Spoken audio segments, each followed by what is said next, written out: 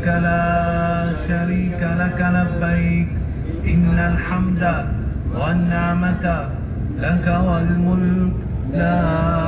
شريك لك لبيك الله. برای عزیز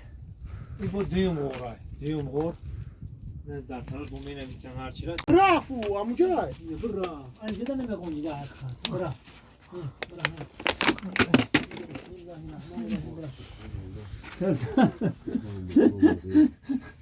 سرزا هایکه برافو این حکومت من نمیتونه ای تو دو بود بالا بود رفت تو برا قولی کارت تلفنم کام میش کامل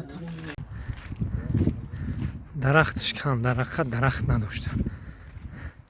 من درختش رو نشون بدم اون که تو آنطوری که هم میریم امروز من عقیب دمونده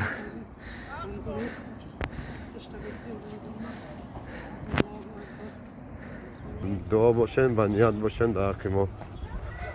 سلام علیکم با دوستان سلام معروف علیکم جان شیخ سیرات غالب جان دادنم اینا حاجی یوسف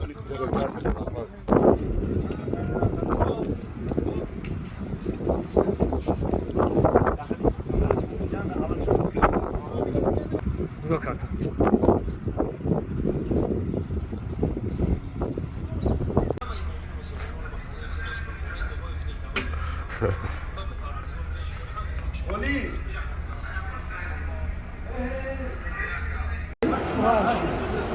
بيجيله متم التغيير